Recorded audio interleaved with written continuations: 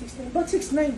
Malay ko sa'yo. Ikaw magdamag ka naka-aircon, 1.5 lang sa'yo. Malay ko, baka siguro electric pan yung pang eroplano.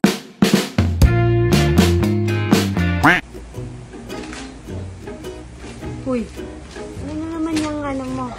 Okay, tingnan mo yung Meralco ko. Ang laki-laki. Ba't sa inyo 1.5 lang? Tingnan mo. Oh.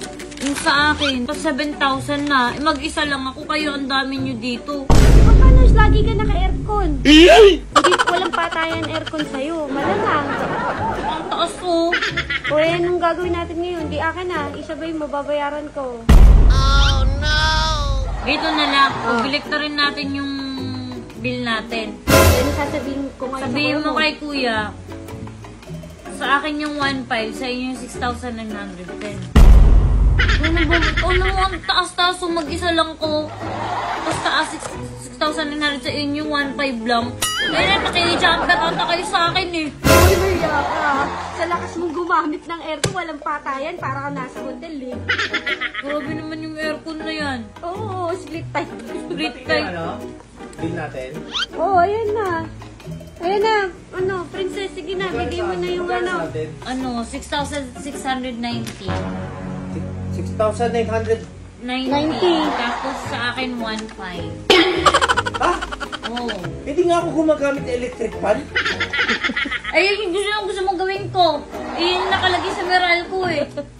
Ano mukha ba akong Meralco? Wala nga kaming aircon. Yung tas hindi pa gumamit ng electric fan. 6'9" ang kuryente ko. Ay, malay ko sa Meralco nyo. Tignan nyo yung Meralco nyo. Tingnan ko. Oh. Ano na, 6'9". Ba't 6'9"? Malay ko sa'yo. Ikaw magdamag ka naka-aircon, 1.5 lang sa'yo. Eh, kasalanan ko ba? Eh, kayo ata nakijumper eh. Kami pa nakipag-jumper. Bakit po? 6'9". 6.9 nga. Kala mo nagbibiro ako. 6.9 nga yung kuryente nyo. Sa akin 1.5 lang kasi mag-isa lang ako. Ay, hindi ko babayaran to, tol. Eh, bahala kayo dyan. Eh, doon ko magreklamo sa Meralco. Ba't ka sa akin nagreklamo? Ito na yung 6.5 na. Magbabayad na ako bukas. Magdamag 1.5? Naka-aircon magdamag 1.5? Kuya, mag-isa lang kasi ako.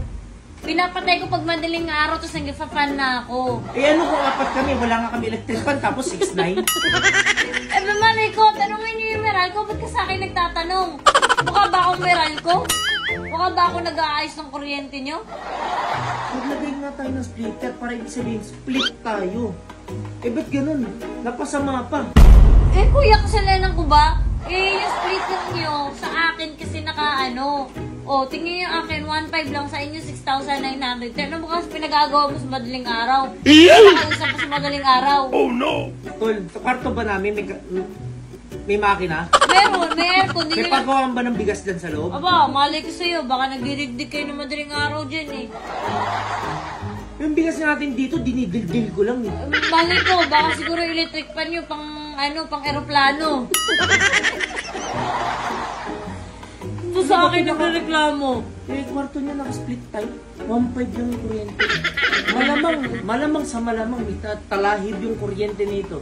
Ay, may talahib yung kuryente nyo. Bakit sa akin naka-split type lang, naka-ano lang ako, naka-splitter lang ako sa inyo. Uy, wala. Babayaran mo na yan. Pagyaran mo Huwag ko yan. magbayad ng 1.5. Ako talaga magbabayad ng 1.5 ko. Ikaw magbayad ng 6,910. Ako na, bigay mo na. Kasabot kayong dalawa. Ay, ba't ka magkakasabot? Eh, dapat nga magalit si ate sa'yo kasi mag-asawa kayo eh. Ako na, ano lang yan. Dito ko. Wala akong pera dito. Oo, ako na. Gcash mo na lang yung sa akin natin. Oo, sige. Bigyan kita 1,000. Ha? Ano sa libo?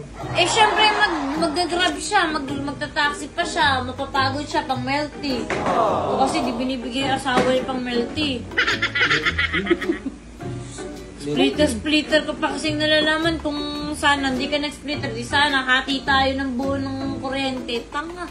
Sigurista, no? Sigurista kasi, ayan, kinarma ka tuloy. Oo, 6'9".